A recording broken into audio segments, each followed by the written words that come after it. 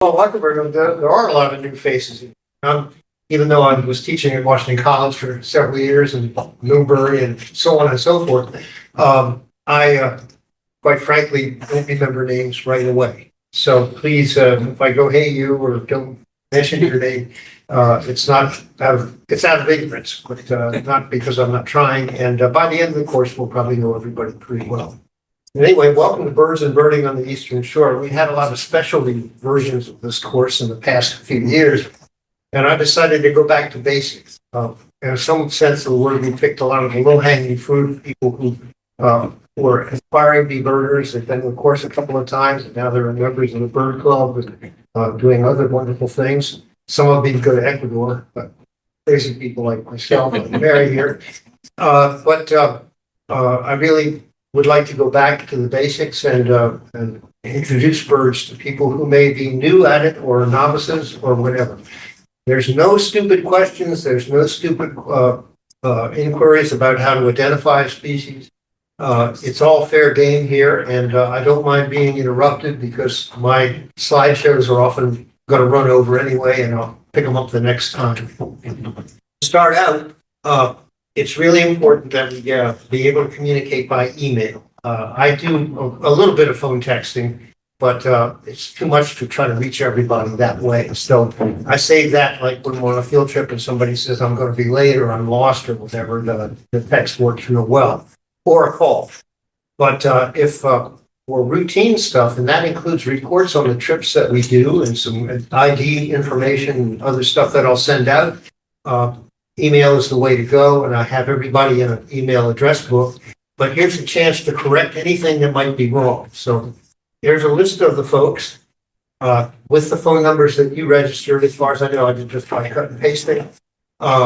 If you prefer to be known by a nickname or another name, go ahead and put that in there. I'll try to take care of that.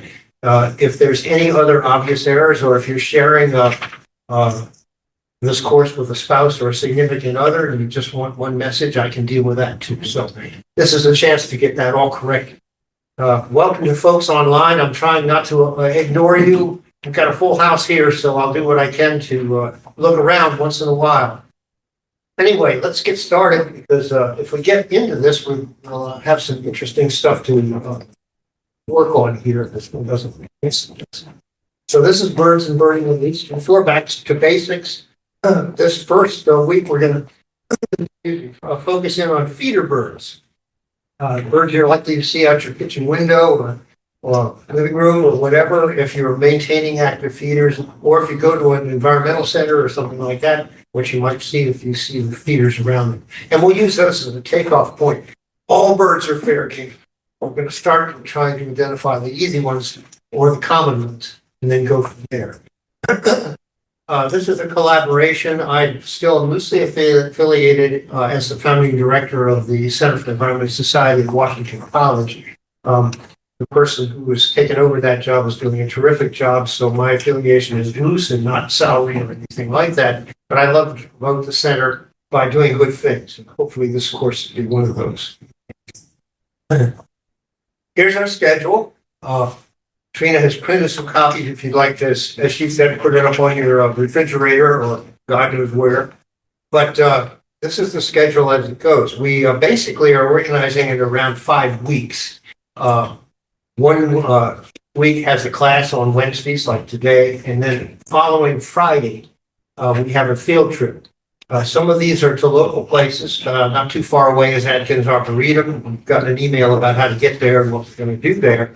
The second trip to Oakley Street in Cambridge focuses on waterfowl, and there are 4 to 6 species of ducks up close and really personal there. The problem is that all the week preceding that doesn't look like it's going to get above freezing. Yeah. So while we can bundle up and be okay down there, be interesting to see how close the ducks get to shore. I got some great pictures of ducks standing on ice there several years ago, so maybe we'll have a chance to really see them nice and quiet. Ocean City Inlet is much more distant. It's an all-day trip, and be cold as a moose there, or it could be balmy and nice. But it's a chance to see some common and not certainly unusual winter birds there that you wouldn't see here in the eastern area. but also just a good chance to look that over. And we'll also visit a couple of other places, local ponds if they're not frozen, and do some more on the ducks as well. And there's some good land birds there. Then we go to private property. I used to go to Y Farm up in Centerville, but the proprietor there right now just had some open heart repair. And so he's doing fine. He's back home. Probably the first chance I'll have a chance to get there is probably May or June. Talbot County Bird Club goes up there. But we have another property a little further away in Millington. And this guy is a conservation person with Queen Anne's County. And so he's done some interesting habitat restoration and feeders. And it's without having to walk very far, you get a nice variety of habitats to look at birds. So it's a little bit further away, but we'll still do it as a half-day trip. And then we'll sum up and go back to go down to Blackwater, looking at the waterfowl that are there, but also the land birds. And we'll spend some time there and surrounds as well. Right. So, and we'll sum up that last week and go over any difficult identifications and any other gems of knowledge that some of us might be interested in sharing. Any question about the formats? I do encourage carpooling occasionally. We'll be able to meet at one location. Probably that'll be true for Oakland Street. We might be here in Easton and go down to Salewinds Park, or we might meet there. But parking is limited at Oakley Street itself, so if we can carpool from some of these locations, we can save some gas and we get to know each other. So, but a lot of those arrangements I'll leave to you, and I'll always have directions just in case someone has to go solo. Now, when's the exam? The exam was going to be on May 1st. I'm sorry, I won't be here for that. See what we can do. I don't know how your own expertise is in birding. We could spend a little time on binoculars or spend just a lot. But I do want to review a couple of concepts for binoculars, and we have one little link to the reviews. This is, of course, your most important piece of material to take with you in the field. If you are inherited binoculars, or perhaps gotten from your parents or siblings or whatever, you may have what are called poroprism binoculars. They're the ones with the wide spacing. Almost all modern binoculars, especially for birding, but also for other purposes as well, are roof prism binoculars. And I sent out a sheet with links to all of these things, so you don't have to try to take them down. You can inspect them as you wish, or not at all. See what's going on. Four prism binoculars have prisms that were invented back in the 1800s that are hooked together. The reason prisms are used is they shorten the length of the light path. Otherwise, you have a very long telescope like this. But they also re-invert the image so that when you move right, you move right. Not like in astronomical telescopes where if you move right, you'll move left. So they're important for that particular reason as well. Roof prism binoculars became available in quantity 20, 30 years ago. And they're easier to manufacture once the precision is done, and the precision continues to get better and better. So for their size and power, they're actually cheaper than the poroprisms, the original poroprisms. They have the straight tubes like this. Poroprism, because the eyepieces were a little bit further apart, gave you a little bit better depth of field, but they're very hard to align or keep aligned. So people were always getting them repaired. But quality of image wise, if they're good, they work just as well. So if you've got a pair like that and it works out, that's fine. Couple of features about it. Everybody that I've had inquiries about binoculars and want to know what power. And it's not just the power, because it's also the brightness of the image as it leaves the eyepiece to get into your cube. On the whole, and this is an important concept here, the 42 or the 50 or the 35 or whatever refers to the diameter in millimeters of the objective lens. That's the big business of the binocular, which gathers the light for the image you want to see. I recommend rather strongly, even though I'm violating it myself. 8x42. You don't want to go smaller than 42, and that's standard, so you don't have to do a lot of picking around. Most binoculars for birders are 42 millimeters. If you go to little small compact ones, they're 30, 35, or even smaller. Those are for opera, maybe, but they're not good for birding. They're just not bright enough, even if the optics are good. Power-wise, that's what the 8 and the 10 mean. Okay, so 8x42 is 8 power. That means it enlarges the image 8 times using a 42 millimeter objective lens. 10x42 sounds cool because it's got more power, and that's what I'm using. And this is a fairly expensive pair. That's what I use. But I want to warn you, higher power means 2 things. The image isn't quite as bright for the same size of objective lens. And everything you jiggle. If you've got coffee nerves, it's really hard to focus in on a bird. Also, the field of view tends to be a little bit narrower, and as a result, I find if I see it get on a bird and it hops, I may miss it and have to go relocate again. 8x42 is a nice compromise. Many really good birders who have better eyes than I do actually go to 7x42, and they're perfectly happy with it. And that gives you a even brighter image, especially in low light, gives you an even brighter image in a wide field of view. Binoculars, if you buy them online and they're made for birders, or if you go and inspect some, you won't have any trouble probably with the field of view. If the specs are given something greater than 350 feet in 1,000 yards, which is a long way off, works pretty well. Close focus is kind of important. These binoculars here will focus easily on the door handle over there, and it can read "Don't shut this door," or whatever it says. S to be closed, I guess. And that works really well. So anything around 7, 10, 15, 17 feet works.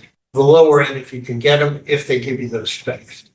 You can pay up to $3,000 for a pair to get really, really high quality optics. But most of the modern birding binoculars have excellent optics and don't cost anywhere near that. The recommended, on some of these links here, you'll see some recommended ones. The Celestron Trail Seeker, I think it's called, which is an 8x42 that you can buy on Amazon. Sells for around $300 and maybe less. I actually bought my daughter Celestron binoculars 2 Christmases ago and only paid $100 for them. And they're perfectly adequate. So that somewhere in the order of $200 to $300 would be a good investment here. If you want to do this for the rest of your life, you can go higher, but I'm not so sure if your eyes aren't very good. I'm not so sure that it's worth the difference. Most of the binoculars today for birders also are armored so that they can stand being dropped or otherwise banged around. Roof prism binoculars are a bit heavier for their size than old coral prism, but with a strap like this, instead of hanging it around your neck like this, it goes on your like the edge here. It goes like this, so the pressure is in the middle of your back, and that's pretty comfortable when you're walking around all day. These are elastic stretch bands. They don't last forever, but 5 or 6 years, you'll get these new band. Okay, we're going to go look at a little bit about binocular use here just for fun.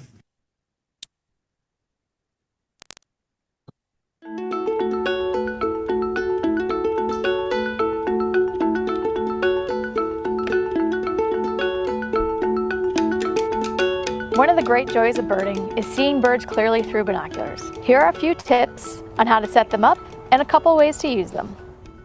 If you're picking up binoculars for the first time, there are a couple things you might want to think about before you even look at a bird. First, check to make sure that the distance between the barrels lines up with your eyes. You're shooting for one circular image when you look through the lenses. Next, take a look at the eye cups. If you are wearing glasses, you want the eye cups rolled down. If you don't wear glasses, keep them rolled up. One last thing that can cause trouble is the diopter.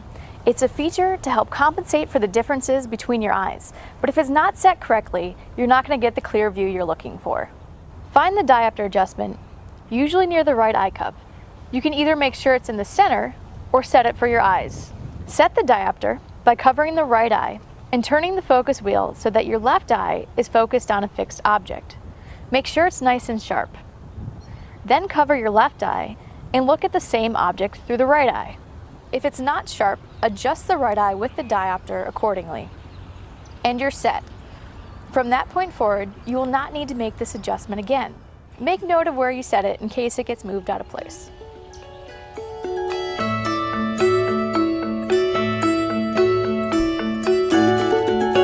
When you spot a bird, keep looking at it and lift the binoculars to your eyes.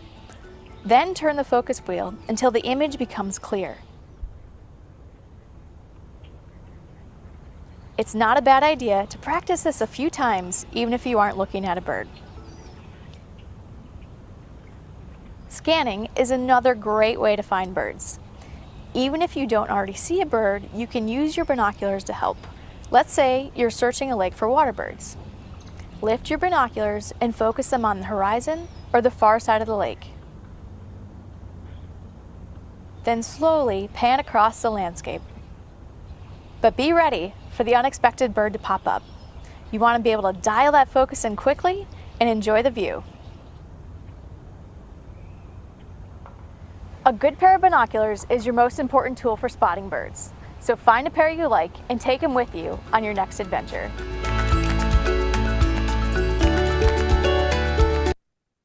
Any questions? Some, these are Swarovski binoculars, and it's hard to find out the diopter adjustment on this. But you can go online and find out how to do that if you have a pair like this. Otherwise, most of them are similar to the ones that she showed you there. That's important if your eyes are slightly different. It enables you to see to get out of this.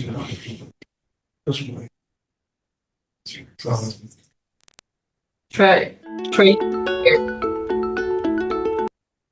using the arrow key to go to the next slide on your keyboard. Okay, there we go. Gotcha. So, a couple of things that you mentioned just in passing, but are fairly important.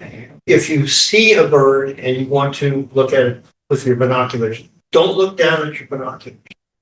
Keep your eyes on the bird. That's particularly true if you're using a little bit higher power. Keep your eyes on the bird. It's also useful to get some idea what the background looks like. Is there a twig nearby or something, or a flower or something like that, to help you guide in on where you really will look, and then do your focus. The other thing is if we're going out and beating the bushes basically fairly close, we do a lot of birding edge habitats. It helps to pre-focus to within 30 feet or so. That'll enable you not to have to spend so much time bringing a close bird in focus. That's also a nice little trick that works rather well. Mary knows all about that. She can do that all day. It sounds so easy. Bird identification. Okay. So got the links. All right. I am We asked one question. I have a brand new scope that I got for Christmas sitting on. cool as a moose. It is cool, but it's it's a big deal. Yeah. So what's your advice on that? Leave it home or? What's the power? Do you know it, or is that zoom?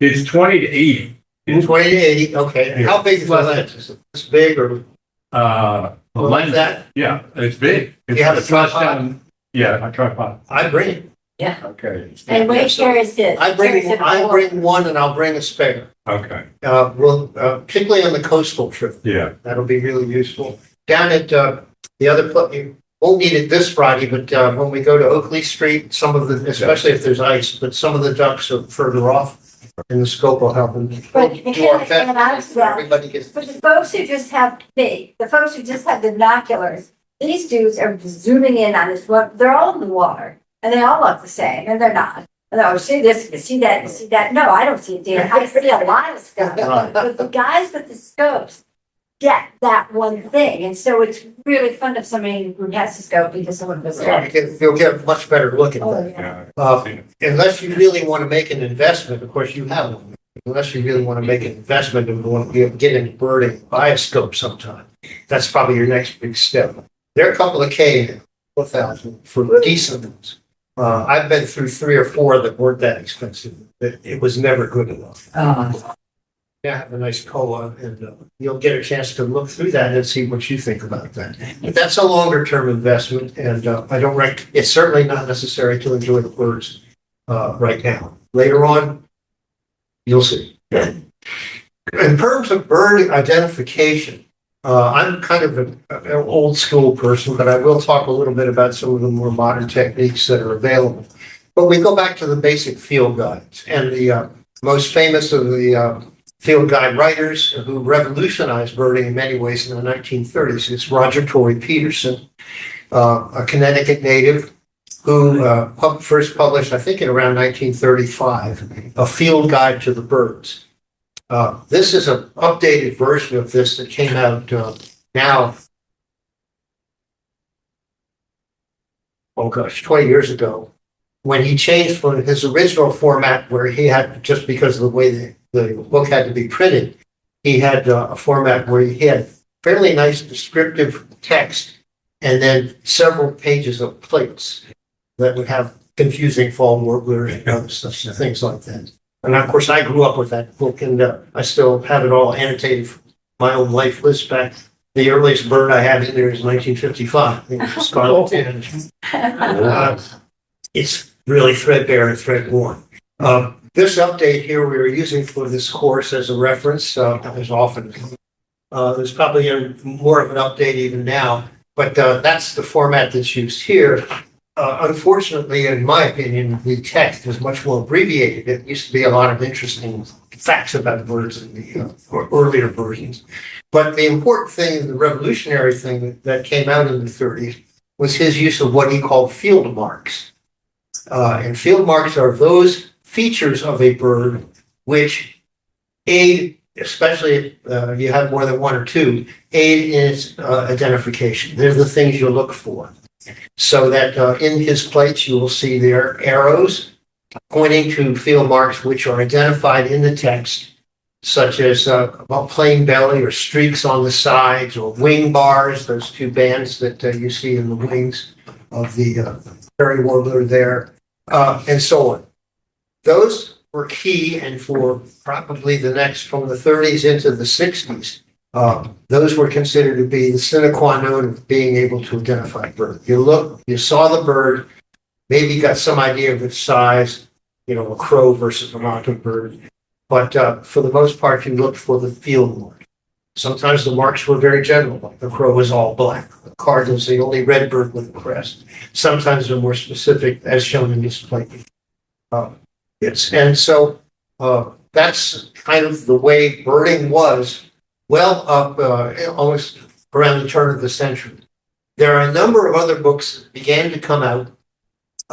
One of them I'll show you a little bit later on is one by Maryland native Chandler Robbins. It's it's not the National Geographic, a book from part of the Golden Field Guide series called Birds of North America. I'm going to show you something from that. Hold on. This one's actually signed by Chan. Chan passed away just a couple of years ago, and at age 99. And if you go to downtown Laurel, Maryland, they just opened a beautiful mural showing Chan. He worked at the Patuxent National Wildlife Refuge, Patuxent Research Station in Laurel, Maryland, for most of his life, and contributed greatly to Howard County and Montgomery County birding. And they commemorated him with this beautiful mural. If I can get a picture of it, I'll show it to you maybe next time. Anyway, around that time, there were also all of Peterson books, Robbins books, and all were illustrated by artists, which attempted, in Peterson's way, of somewhat simplifying the patterns on the birds, but also trying to emphasize what the bird looked like in terms of being able to see its field marks. That was basically a number of folks had come along to put photographs instead of art in the books. with varying success. Sometimes the photographs weren't very good and weren't that useful, and often field marks were not shown on them as well. In other cases, people would pick the best picture you could possibly see, and you never see a bird. And so, in a sense, I find the photographic field guides to be somewhat misleading, with one exception, and that's this one, produced by, here, thank you, the Crosby ID guides by Richard Crosby. He used to live in Cape May, and he's now moved west, and there are actually a series of these guides. It's not the kind of thing you put in your back pocket, but you can put it in the trunk or on the seat of your car. And this one has been around, as you can see. This is the Crossley ID guide, and inside, he has photographs on it. He must have taken 1 billion of them. Wow. But he's found a good use for the bad ones. Because on his plates, such as shown here for the house finch, a common feeder bird, by the way, you see some of the birds up close. There's an immature or female in the very front and a male next back. And then further back, smaller and smaller pictures showing the bird in flight, how it might look on a branch, the way you're likely to see. And so, and he also, in his books, puts the habitat that the bird is likely to occur in, which is also helpful. All of that contributes to identifying the bird, not just by a given field mark, although those are still useful, but by what is now termed GIS, general impression, size, and shape. A term that came out of World War II in identifying in England aircraft flying over at dusk or at night. You could identify whether they were friendly or foe or whatever by their GIS, general impression, size, and shape. And so in this course, I'm going to emphasize that a lot and talk a little bit about, if we see a bird flitting around in the bushes like this with that drift and it's tiny and it's in the bushes, it's probably a kinglet. And that gets it all the way down to 2 species right there. And if you then can see a field mark like an eye ring, you know it's a ruby heron. Even if you never see the ruby crown, which is seldom elevated. And if you don't see the eye ring and maybe you see a patch of yellow on the top of the head, it's a golden crown. But the GIS gets you to kinglet almost automatically. A little bit of luck, we'll see one at Arboretum on Friday, so you'll have a chance to practice learning this. So again, general impression, size, and shape, and I add habitat to that. A duck is on the water, crow is in the air, maybe in trees, and so on. And all of those are clues to getting to identify the bird. The same kind of clues you would do if you saw a friend walking down the street and you said, "Hey, John," or "Hello, Mary," or whatever. You don't look at their field marks. You get the overall impression. That might be rude. Yeah, let me see your eyes. You have an eye ring? So, I do recommend the Crossley guides. It's a good reference. It's, as they say, you can't take it in the field with you on a walk, but it's really wonderful as a reference either at home or in the car. And he's got one for the east. He's got one for the west. He's got one for water birds, in which he throws in some ringers. So on some of the plates, he's got the birds in question plus another one. You have to go to the index to see which one it is. Check your own ability to identify. Now, he's got one for Britain because he's a Brit. As I say, it's too bad he's moved away because it was fun meeting him at Cape May in the fall. So, he's now in Arizona somewhere. Okay. Some of the websites that we'll be using, and I'll be doing this fairly often, a lot of the pictures you're going to see today are actually pictures that I took over the years. Some are better than others, kind of Crossley style. Many of them are digiscope photographs where I used a cell phone or a camera and mounted to my scope. And I'm doing that not to show off my photographic prowess, but actually to show you, in a sense, what the birds sort of look like most of the time. But if you go to the Cornell Lab of Ornithology website, you can actually look up a bird by name and get a lot of information about it. And we're going to do that several times this afternoon, so I won't explore that now. But one thing that you might be interested in is another tool that some of you might want to use in the field. If you go and click on the All About Birds part of that website, you'll get a list down here, and the one that I'm interested in is this one. It links you to Merlin, the Merlin Bird app. This is a downloadable, totally free app that you can get both on iPhone and on Android phones, and on, I use it on a tablet. When I'm in the field, you will see them. Not largely because my fingers can't hold the phones very well. I can't watch the birds and trying to figure out the keyboard at the same time. So I'll be using it as in the field, but you can download it and install it. I'm not going to give a lesson on how to use it here, but many people here, I noticed heads were nodding, already probably use it on their phone. The part that's most interesting to most novice birders is the fact that if you can hear a bird and can record it through Merlin on your phone, it'll attempt to identify it. Gives you a list of possibilities, or sometimes a given ID. So that's really nice for learning. It keeps the list there and then highlights it as it's. Right. And you can do other things like save it. You know, you can create your own collection, whatever you want to do, And it's or erase it. pretty accurate. That's the rub. Yeah. So it identifies things that you've never seen. That's the rub. Merlin says that you can identify birds in 5 steps by look. And it says, it's the bird on the water, dot. You get down a list of 5 or 6 possibilities. And then it's up to you to figure out which one works. That actually is more reliable because you do the final pick. When it comes to sounds, basically, the database for this is growing and growing and growing. And I'll just say this, eBird, which is also a Cornell Laboratory of ornithology, this feature, eBird basically will not accept rare birds seen, quote, using Merlin. Okay, you have to have other, if not conflicting, but confirming ID information. So when you justify seeing, let's say, a Bohemian waxwing in Maryland, because Merlin said so, eBird won't accept that. The people who do the reviews of eBird records just say, no, can't do that. But if you say, I saw rusty underparts, the bird was very gray, and it was 1 or 2 birds in a flock of cedar waxwings, and clearly it was different, that's acceptable. And Merlin confirmed it. That works.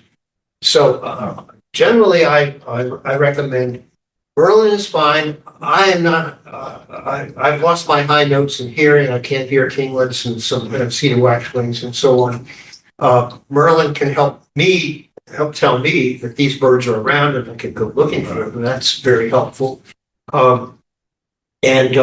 So that's one use of it. I don't use it too much because I just grew up in the old school and I like to see the birds and not just hear them. So this is all a personal preference. I've heard people who've been in this course who have put Merlin out when they're having breakfast and found out what's sitting in the yard. I myself would much rather take a walk at it. But that remains to be seen. But anyway, if you do Merlin, and it is very powerful and it's getting better and better, just remember there's some caveats about it, particularly when it comes to identifying birds by song. It's probably right 70% of the time, maybe more. I thought you were going to say it was cheating. That's why I wasn't. I don't know whether I cheat or I'm just conservative. The other is eBird. We're going to look at some records there. This is at ebird.org. Again, it is maintained by the Cornell Lab of Ornithology. Its use is totally free. And if you click on My eBird, I've already, I think, got this in here, but let me see. If I go forward.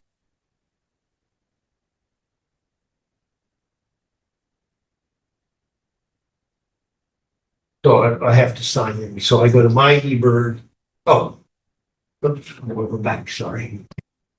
Or leave the slideshow. Do this. Okay, now maybe I can get it. And, look at that here, and we'll look at eBird. Purple sandpiper, hopefully we'll see that, at Ocean City in a couple of weeks. And I think if I go in, I've already done my eBirds. Yeah. If I clicked on my eBird, it'll bring up my records. And you can pick the area you want, world, US, mine is the United States. My entire life list is on there now. I went back to my old Peterson book and got these entered as historic observations. So in the United States, I have 618 species that I've seen since 1955. eBird itself is only about 20 years old. The unit of eBird is the checklist. We'll look at one of those in a moment. I've uploaded a few photos. I haven't done a lot of them, which you're going to see today. I just have one at a time. It's not that good. You can actually upload your Merlin audios to this as well. So you can also do that. And then some other sorts of things. It tells me my species by year. I'm pretty good for comparing to 2026 and 2024. And my species for the month and all kinds of other stuff in there, which I will not explore, but I will take you to a checklist here. Let's do the visitor center because we're going to be there Friday. This is the Atkins Arboretum Visitor Center. eBird is also an app. There's an eBird app. If you put it on your phone or tablet, and then you enter, click on enter data, it will start what's called a checklist of the birds that you see until you stop. Not only that, but if you enable the tracking part of it, it shows you where you're going or have been. So as you can see the track on there, I can blur that up. And you can see, here's the visitor center at Atkins Arboretum, where we're going to start on Friday. We walked over the little bridge here toward the, this is the Welcome Center building. You're familiar with Atkins. And this is the path that leads to the North Meadow. We started another checklist. So it tracks that for you. You don't have to enter beginning time, end time, any of that stuff because it does it for you automatically. And then these are the species we saw during that duration, starting at 7:30 roughly in the morning and went on for 38 minutes.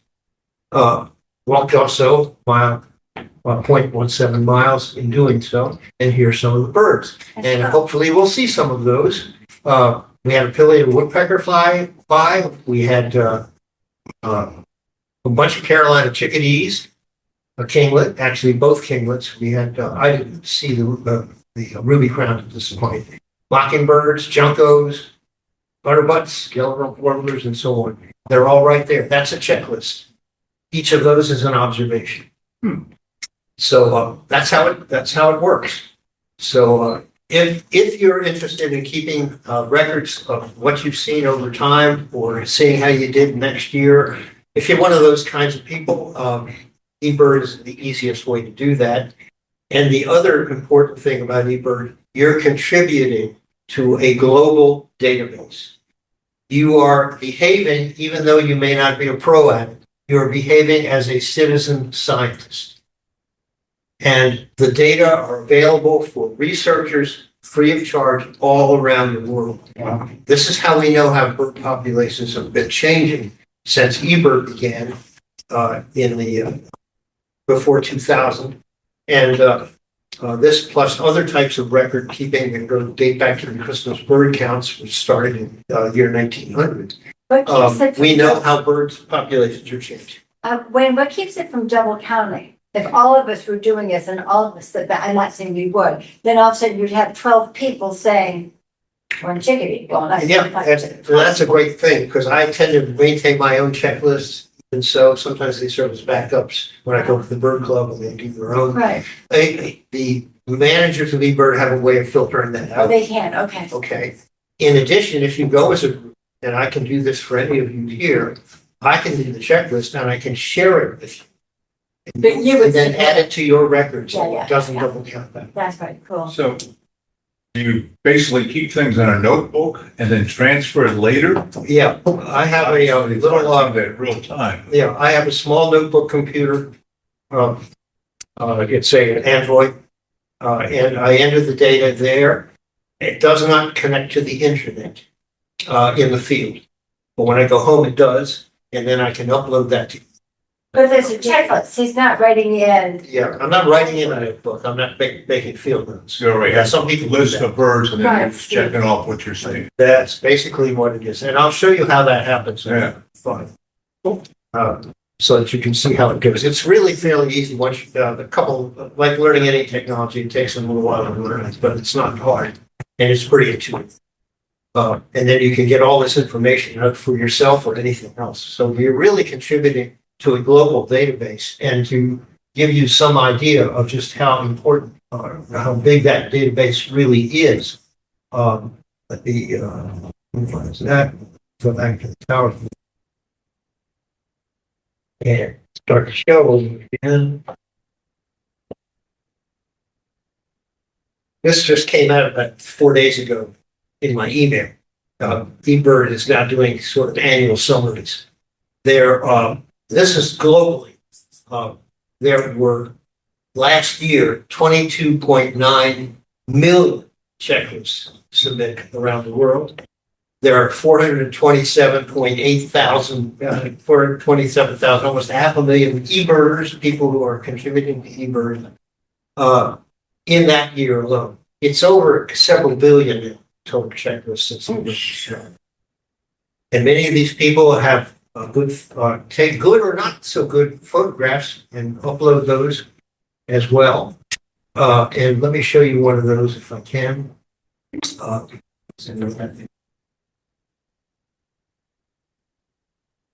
Back here, I was with the Talbot County the youth program of the Ornithological Society. Sort of helped them with their work. Lots of young people, and we went down to their annual January trip down to Dorchester County. Finished up looking for owls and other birds at what's called Maple Dam Road or Short of Wharf Road, just next to Blackwater National Wildlife Refuge. And I was with them. That's my picture. They've got some really good cameras. I think we know what that is. Sitting on a sign says, "Don't check the birds" or something. Right. But as I was driving, I had to leave a little bit early. So this is at sundown. The sun was just above the horizon. As I was driving north heading for home, I stopped. I was stopped quickly by a owl sitting on a post right next to the road, much closer to this house. As I drove by, it flushed. But I thought, that's a short-eared owl. I want to go back and have a see if it can. So I turned around, came back about a half a mile. Darn if it wasn't there. And got the scope out and my little pixel. Oh. That is a short-eared owl. Yeah, the field mark there is one you seldom can see. Those two little ear tufts. But it tends to fly around like a giant moth at sun up and sundown. And the kids down there saw, I think, 4 or 5 of them, but nothing that close. One of my best pictures. I'm very happy with that. Okay, so can be done. Let's go back now. So that's eBird. What did you use to take that picture, Wayne? I got a new phone, different than the one I had in Ecuador, With a phone? but it is a phone. I have it lined up. I'll show it to you on Friday. I have it lined up so I can pretty much drop it in To your and let the telescope? autofocus. Cool, yeah. So with minimal framing, I can get a pretty good picture, and it's a Pixel. So I'm still learning how to use it, but it's much better. I had a little Android that I took to Ecuador, and I got a few good pictures, but it was a pain to line them all up. And it's taken through my scope. Feeder birds. This is an old picture. It's not as accurate as it used to be. That's my feeders. That's sort of my setup. You don't need anything really elaborate. The kitchen window is in the upper right. And when I'm doing the dishes, especially in summertime when the sun hasn't gone down yet, I can enjoy this. I feed all year, but not the same. Basically, on the far left is a tube feeder that has mixed bird seed in it. You may be able to see them. I have wine corks in there, not because of the wine, but because it keeps the starlings and others from draining that thing all at once. It limits their access. It makes them work a little harder. What about the squirrels? Yeah, and squirrels I trap and take away. I have a minor trouble with them. Well, I got. I got those cows. I know. Well, it used to be that way. I used to actually shoot them. I realized here. They jump off the roof. Yeah. Well, So there now, was one that was going from a tree branch. well, they could be there. The people tree somewhat to the left. The roof too. What I do is I trap them on the ground and I have a hard trap and, my dog and I take them across the chop tank. They're good eating, like. Not that hungry. I don't get that many. Once in a while I get 5 or 6 a Is year. that the log here? That's my suet log. That's in the middle. That's just a log itself that I've drilled holes between 1/2 to 1 inch deep. And I fill those with a mixture of suet and peanut butter. I get the peanut butter as cheap as I can at usually Walmart, crunchy peanut butter. And I buy the cheapest suet block I can get at, in this case, a Tractor Supply. And I just mix them roughly 50-50 together in a plastic dish. And then I go out once a day and I stuff those holes. They don't, at the moment, bird activity is getting better, but they never get it all. If I go away for a couple of days, they'll finally get it all. Well, that's. But that mixture works well. It takes a little while for the birds to get to find it or get used to it for whatever reason. I don't know. Once they do, the woodpeckers come in and we'll see some pictures of them feeding on that. That funny thing hanging next to the log is actually a dish, plastic. I'm sorry, a copper dish that was made by some folks at the Renaissance Fair up in Crownsville. My daughter used to, I think still does, occasionally play in that in the fall. She gave it to me for a bit. And it's a big scoopy dish like that. And this time of year, I'm filling it with like oil sunflowers. And they'll empty that. And then so here's a suet feeder. And I'm sorry, suet feeder is the Niger feeder, Niger seed, which used to be loaded with goldfinches. There's 6 perches on there, and there'd be 6 goldfinches and lots of others jockeying for position. But in the last several years, I've talked to a lot of people, and they don't have a lot of goldfinches. Well, I see them coming in phases. It's great. They're not I have now, by the but dozen. they'll be in the spring. Soon, yeah, usually in March, you start to get good color and you get more of them. There's a lot of gumballs in the trees. They're through now, they're dropping. But in the fall, goldfinches love those, so there's a lot going on. Wait, I didn't hear the word you're using. What's in that last spot? Niger seed. Niger Or thistle. thistle. I got it. Okay. Same thing. Okay. But anyway, that feeder has not done well, so I'm saving money because thistle seed's expensive. But I'm just not using it. I have something else there. Wayne, can I tell you something I do? I put Crisco on mine and the squirrels slide off. It's fun to watch. Anything, as long as they can't jump away. I did that before I got the phone. Yeah, the traps work fine for me because I only get 4 or 5 in here.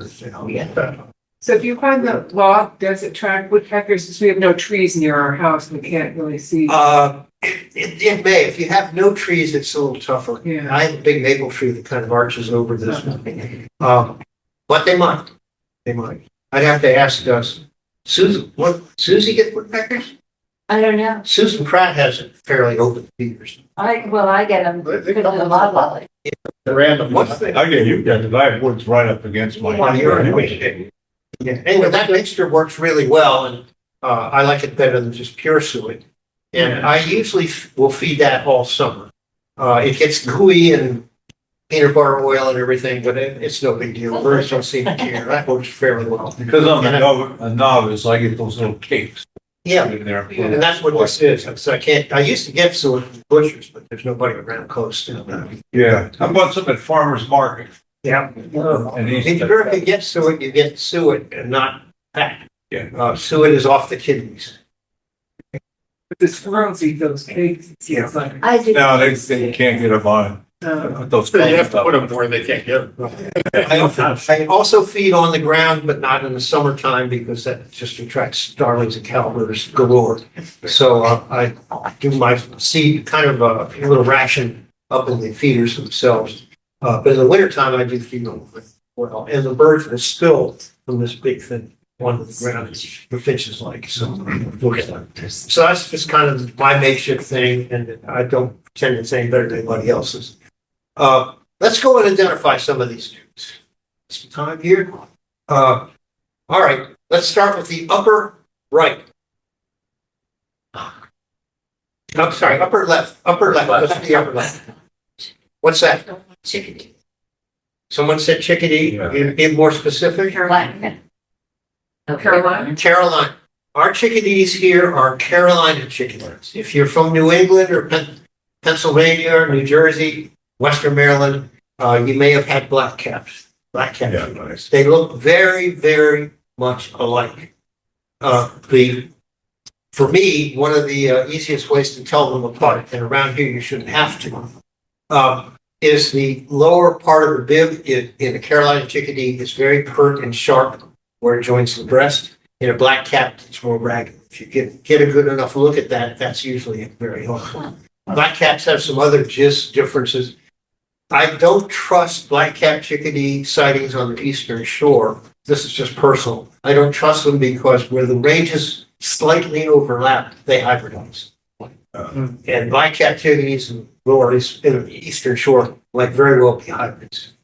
They're not real black caps. You have to get up into New Jersey and up in north of Philadelphia. What about Washington? Washington DC? Carolina.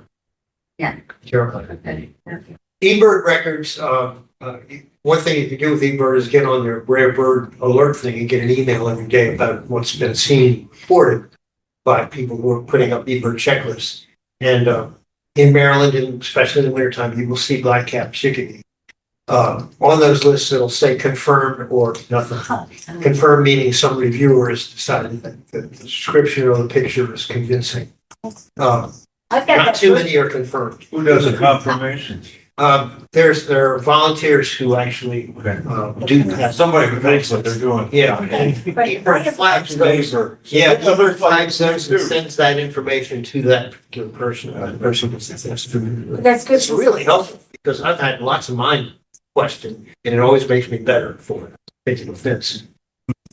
Are the black cap tinier than the? Carolina's smaller, but not by much. If you saw them together, you'd say yes, it looks smaller. And you said the bib is. Bib is sharp where it joins the breast, or in the Carolina, as Yeah, this and picture on the is. black cap, it just It's kind of more gradually. It's more ragged. It's not terribly. It's ragged. There's some other subtle things if you go to the field guides, you can find, or if you go to the Cornell site. I find that if I can see it, the bib is helpful. Black cap is a little more silvery overall as well. All right, how about the one in the middle on the upper? Titmouse. That's the titmouse. Tufted titmouse. It has a nice little crest, a little bit of wash of brown on the flanks. And it's a fairly common feeder bird, probably about half as common as the Carolina chickadee in most feeders, but it varies where you are. It calls Peter in the woods. All right, the one on the upper right. Carolina wren. It's our common wren in the wintertime. As wrens go, it doesn't have the cocky tail as much as the house wren, which puts its, a little bit, puts its tail up. It has the nice white eyebrow. It's our largest wren in this part of the world. If you go out west, you have the cactus wren and some others that are bigger. But around here, it's our largest wren. And it has one other wonderful little feature. It sings all year. So you can hear it sing, not just chatter, but you can actually hear it sing in wintertime, and hopefully we will have that on our pictures. Okay, going back to the left, middle left. It's a nuthatch. That's a nuthatch. Okay, What kind? yeah, we're gonna go and look at those. Yeah. I think I actually had circles coming up. Yeah, we're gonna do woodpeckers in a minute. But yeah, we're gonna look at what kind. That's the white-breasted. Okay. White-breasted. Nuthatches are like woodpeckers except for one thing. They can go up and down the tree trunk without using their tail as a brace, so they can go down head first. Yeah. So woodpeckers cannot, as this woodpecker in the middle shows, it needs a tail for a brace. And that is what woodpecker. That's right, red belly. Belly. Red belly. Can't see the red on this one. It reminds me of the ringneck duck. Same kind of thing. And I mean, the thing is, Yeah. the birds were used to be identified by Audubon and others. They were identified at the end of a gun barrel. And so you can see a wash of, for the male, it's a wash of reddish at the base. And if you're a feeder, you can probably see that if you know enough to look for it. A lot of people write to me and say that's a red-headed woodpecker. I will show you that's not true. How about on the middle right? That's right. Nowadays, the real name is northern cardinal. There are other cardinals in the U.S. and in the tropics, but this is the northern cardinal. It's a male. It's our only red bird with a crest. Of course, it also has the black face and the light reddish bill. Okay, lower left. House finch. Good. That are good. House finch, indeed. We'll compare that to purple finch in a few minutes. Middle bottom. Tends to feed on the ground.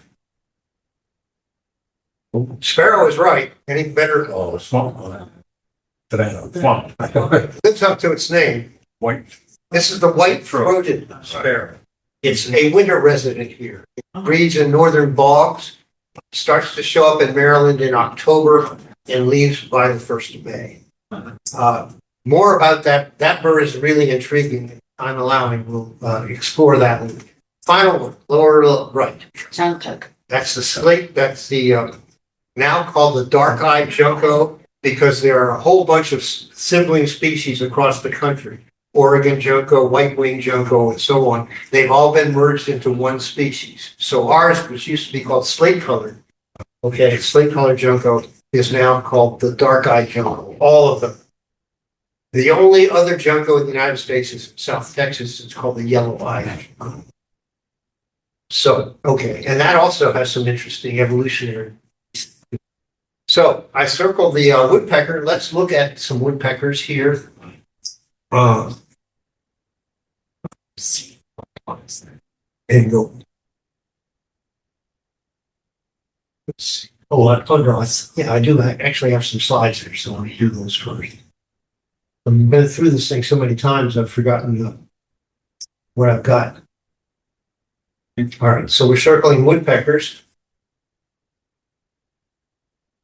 And there's the red belly. Very common if your feeder is this. This is the downy woodpecker. And I see it on the soil. Okay, this is the female. All right, because the male has red bark on the back of the head. Most woodpeckers in this part of the world have red somewhere on the head. And so you can tell the male and female apart. How can you tell it from a hairy woodpecker, which looks a lot like it? It's bigger.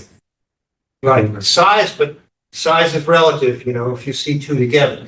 One of the nice marks that I recommend, if you can see them, are these white outer tail feathers, which the hairy woodpecker also has. We'll look at that in just a minute. The hairy woodpecker also has that.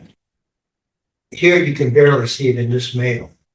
Downies have those white, black tips on the white outer tail feathers.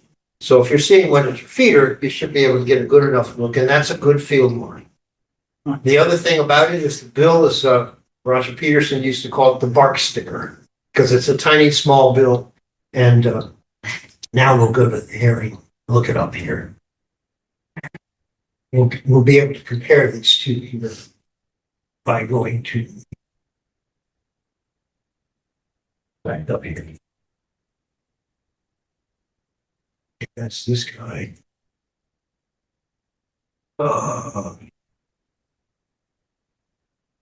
Yeah. What are you looking Did I for? close it? I think you did. Fud's luck. Okay. We'll just go to Cornell. If you just go to Chesapeake Forum and I have all of your stuff bookmarked. So, but I did the bookmarks. Click the wrong one. Trying to go back and forth here. Oh, it gets, That's something I it don't gets practice. really frustrating. Yeah. Let's see if I can remember how it. There. Wayne's bookmark. See, you got your own photo. Oh, well, Yeah. okay, so we're going to Cornell. We'll try to minimize that in the future. And here we'll go to search. And I will type in. Harry's good enough. Harry Woodpecker. And get rid of this paraphernalia here. There's Harry Woodpecker.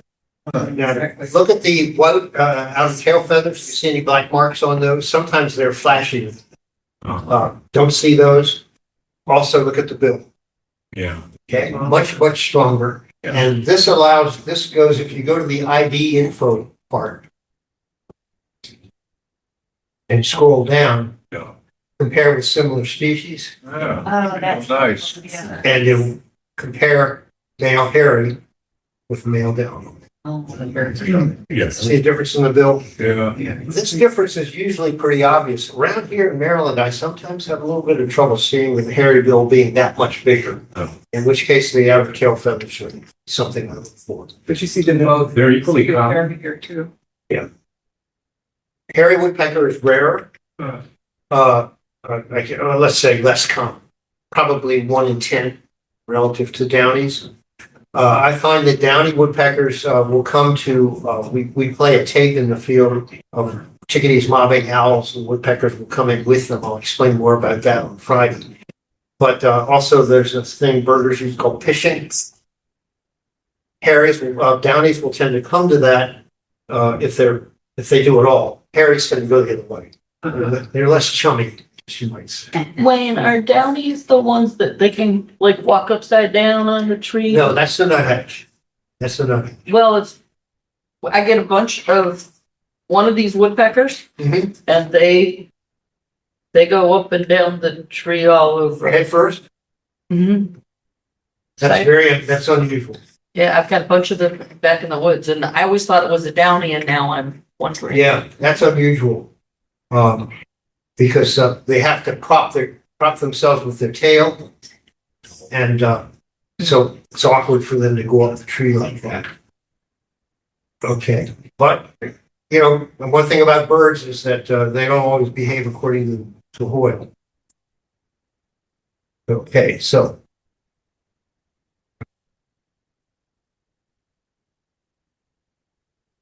If you get one the size of a crow, that's the pileated. Yeah.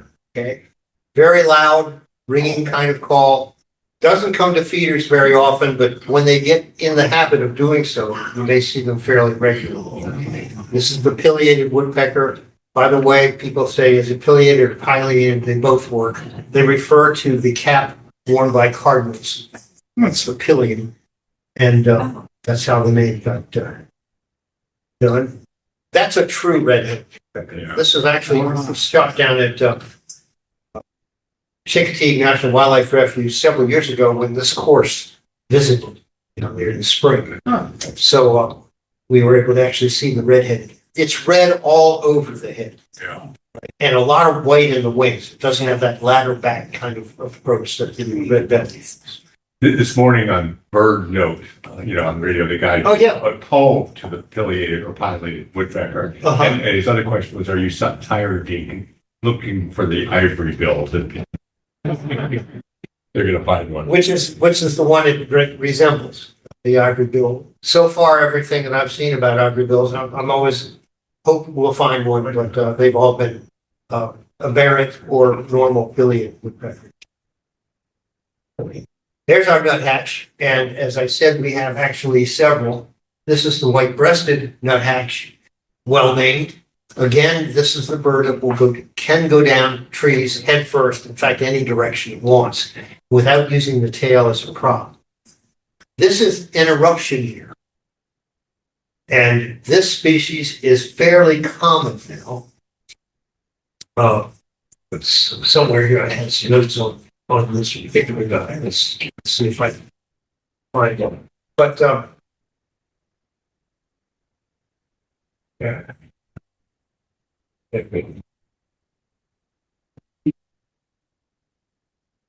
I had some data on this. This bird in this part of the world is eruptive, meaning that at certain times of year, in certain years, it breaks out in large numbers. Oh. And, has some data on that. There it is. Okay, just to give you some idea about this sort of thing. Here it is. I was attending a webinar right before this. I got my notes reversed. Okay, Christmas bird count. St. Michael's Christmas bird count. We did it this year on the 14th of December. Happens about the same time every year. 2022, 80 red-breasted nuthatches. Wow. 2023, 0. 2024, 1. Last year, 2025, 19. This is a minor eruption year for this particular bird. It seems to erupt about every 3 years.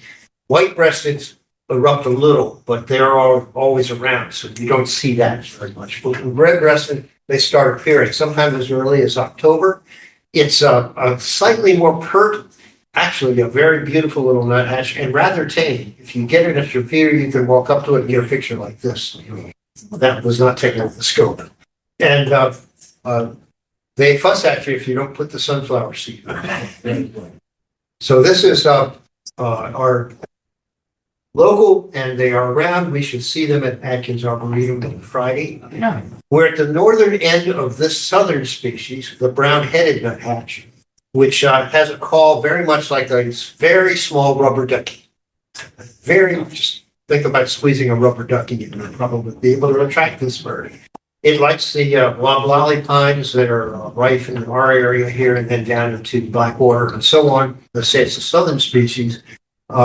Unlike the other two nuthatches, it tends to feed out on the ends of the limbs. The other nuthatches tend to feed in on the limbs or the trunks of the trees. So sometimes that's a helpful gist clue. That and that wonderful call. And they tend to be in groups squeaking away. So we actually have 3 nuthatches here. The brown-headed shown here was actually nesting in a bluebird box down in St. Michael's a couple of years ago. Okay, those are the nuthatches. Is there a difference between the male and the female markings? Nuthatches? No. No. Good question. No. Excellent question. Yeah, neither. I think the male white-breasted females may have a little rust on belly, and I think the females may like that, but that's not necessarily that obvious. And do you know what causes an eruption? This year, it was predicted that there'd be an eruption of northern species, finches and nuthatches, because of 2 factors. One is that there was an outbreak of spruce bloodworm earlier in the season, breeding season, the summer, and that allowed the birds to reproduce like mad, have nice clutches and lots of young were able to be fledged. But spruce bloodworm is a summer insect, and when it goes away in the fall, that food source is gone. So the birds begin to disperse and find new sources, and they move south, west, east, whatever. That's one of them. The other has to do with the pine cone crop. Some of these finches, not so much the nuthatches, but the finches feed on pine cone seeds, and it was a poor year for pine cone. So it also encouraged birds to move. Around here. Well, Bumper crop. yeah. So those 2 factors left me pictures of this would be an eruption year for those northern boreal species, as they're called. And that includes redpolls, crossbills, some others which are being seen a little bit in parts of America, but not in a big number. And the red-breasted nuthatch also follows. You all said that's a house finch. And so it is. But there's a bird that's likely to be at your feeders, which is very similar. And this is part of that eruption. These are northern finches. They're called purple finch. And the best field mark for these is to look at this eyebrow right here. In the purple finch, there is a distinct eyebrow that's either purple or you'll see in a minute a dark tan. light tan. And in the house finch, the face is fairly plain. There are also some differences. These are both male birds. There's also some differences that have to do with the house finch itself. This bird is not native to the east. If you're from the west, you will know it as a linnet, called linnet, Linnet, and it is native up. Around 1940, some pet dealers, particularly in New York City, began to import linnets from the west, and they called them Hollywood finches. And they were imported to be sold as cage birds in New York. Well, Audubon got a hold of that, and it wasn't for a year or two before whole thing was discouraged because it's totally illegal. It violates our Migratory Bird Act, and it's illegal to trap native birds and sell them. And so the dealers leased their house finches rather than get caught with them house finch handed, if you will. They released them. There was a hard winter in the 40s, and it dropped the population down to an estimated like 50 birds. But they were hardy. Those 50 birds have since expanded. They reached Maryland in about 1970, and they're now basically throughout the United States. One thing that came out of this also is pet dealers are not going to import drab-looking Hollywood finches. They're going to import the prettiest ones they can capture. And so our linnets now here are more colorful, the males are, than the ones out west, which are much more drab. House finch. Something else that happened to the house finches in 1994, backyard birders in Maryland who maintained feeders began to see these house finches develop big abscesses around the eyes, which turned out eventually to be fatal. It's a mycoplasmal disease, or if you will, a bacterial disease that spread from bird to bird, and therefore it's a good reason to keep your feeders fairly clean, at least once a month, if not more often, depending on how messy they are, because this disease can be spread. That disease is the disease of chickens. And there's evidence from research that was done after it began to become known that the disease jumped from chickens to birds. Sound familiar? Yeah, it does. And apparently it happened several other times, but in this case, an unlucky house finch feeding in a chicken coop caught the disease and spread it. So the population went up for several years and then went down because of the mycoplasmal disease, and it's now kind of stable, much less abundance than they were in the 1970s. And this disease still going on. House finch. This is Crossley's view of house and purple finches. The house finch page we saw earlier in the talk, the purple finch is on the right, and you can see what I mean about this eyebrow. This is the female or immature. This is the female immature house finch. No eyebrow, prominent eyebrow, shows up even at a distance. When I see these birds in the treetops, they have a nice, sweet little click, click, and warble. There's a fork in the tail that's a little bit more pronounced in the purple finch than in the house finch. The tail is notched, but not as neatly, and that sometimes helps out as well. But this is what they look like at a distance, these purple finches. Here you see a nice, bright male, but still, if you get this up closer, you can still see the eyebrow. That eyebrow is key, and it's key for both the immatures and females, one versus the other, and I have about a dozen purple finches in my feed. Wow. And as I say, they're eruptive. I have 2 males and the rest are immatures and females. And only 2 or 3 house finches. What's that? Female. Maybe not a female, but that's a good educated guess. It is a cardinal. You see the crest there. Kind of ratty looking. Oh. I took this picture at Pickering Creek in, I think, late August one year. It's several years old. And this is actually a juvenile cardinal changing into an adult. It might be a female. It might be a male. I can't really tell from this. But now it's big one close. But the reason I know it's an immature and not some kind of, cardinals also go through a mold at that time of year. And some of them actually get bald headed. Yeah. I mean, they lose a lot of feathers and they get this really ratty look. Yeah, but in this case, see the bill? The bill has these dark dark marks on it. The juvenile cardinal bill is dark. The adult cardinal bill in both male and female is pink. And it's a fairly bright. So you can tell the adults from the juveniles in the summertime. You can see this is the young of the year. You won't see that at your feeder, simply unless you feed in August. And of course, there's the male, and see what I mean about the bill? Yeah. Much brighter. Okay. Who's that? Okay. It's an American goldfish. Male or female? I'm getting yellow or sorry. Yeah, I can't tell, to tell you the truth. I think it's a female, but it might be an immature.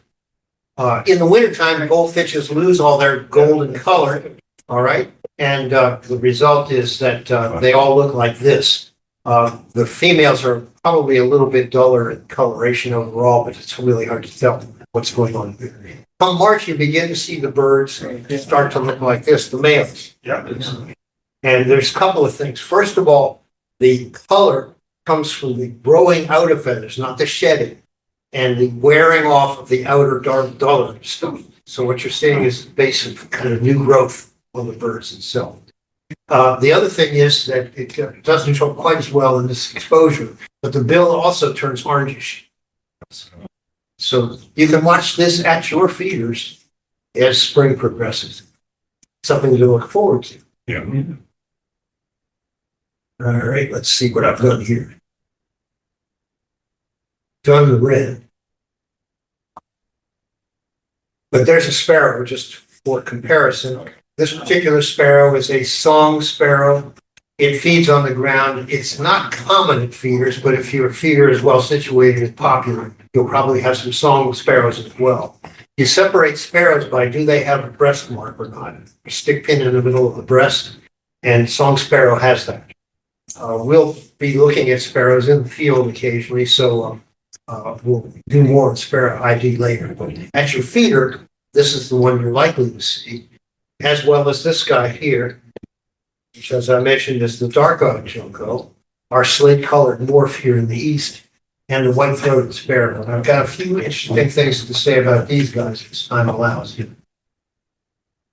All right, let's start with the junco and COVID. On the campus of UCLA, during COVID 2000 and 2001, classes were basically canceled as far as in-person class. Students went home and took their classes online, and the dorms were basically not being used.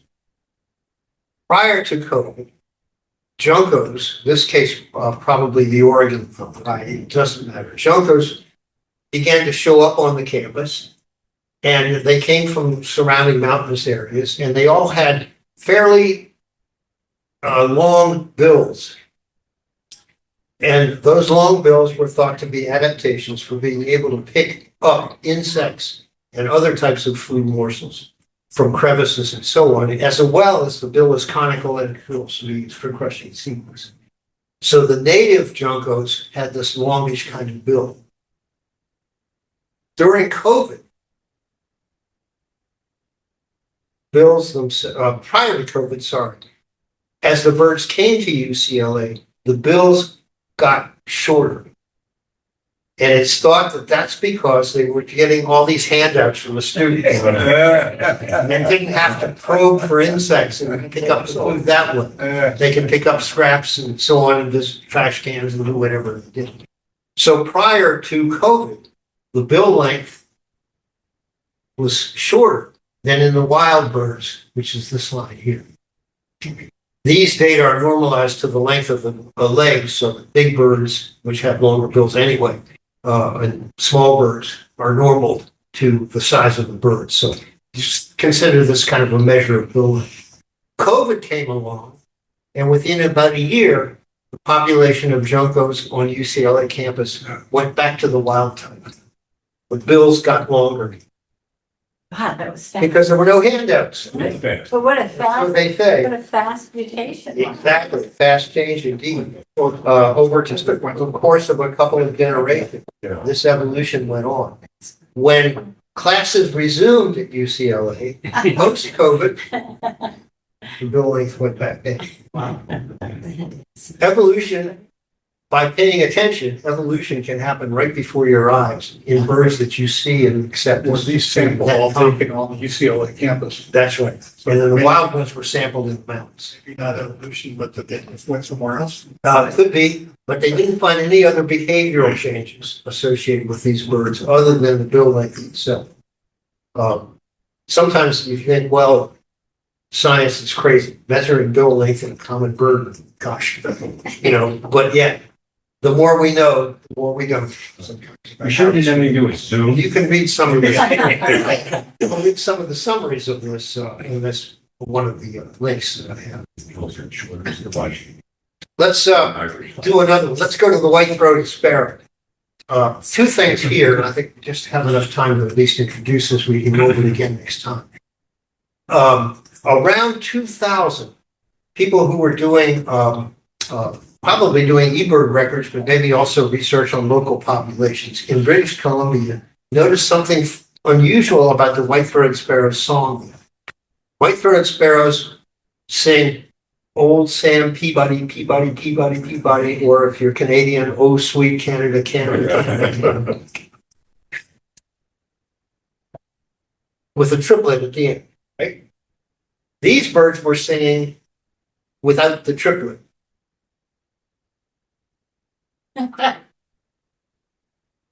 Oh sweet Canada, or oh sweet Peabody, wherever. By 2015, that dialogue had spread all the way almost to the east, to the Ohio Valley. For one local small population, the song is changing and probably still changing, moving east. It's worth learning that song because they'll start singing this spring in numbers before they migrate away to their northern bogs. And it would be interesting to listen to them going, do they go or? And I haven't heard that yet here in the East, but it's coming. This evolution, how did this happen? We think it's because these birds co-mingle in the wintertime in the middle of the country. And another feature about these guys is that they are Oscine birds. Oscine versus sub-Oscine. Sorry for the technical term, but it really makes sense here. Oscine birds include the perching birds. All the perching birds are Oscine or sub-Oscine. The Oscine perching birds have a very complex voice box. And that complex voice box in thrushes actually enables them to sing on both sides together in a duet. But Oscine birds, which include sparrows, includes thrushes, robins, and so on, catbirds, mockingbirds, all of those particular species. Oscine birds have to learn their song. They do not inherit it. They only inherit sort of a tendency. Sub-Oscine birds, which in this part of the world are flycatchers, won't see much of in this course in the spring. Sub-Oscine birds are flycatchers. They don't have to learn their song. They can start singing right away, and the song is much less complex. Like Old Krusty, right? Bird, bird. Johnny Wonder.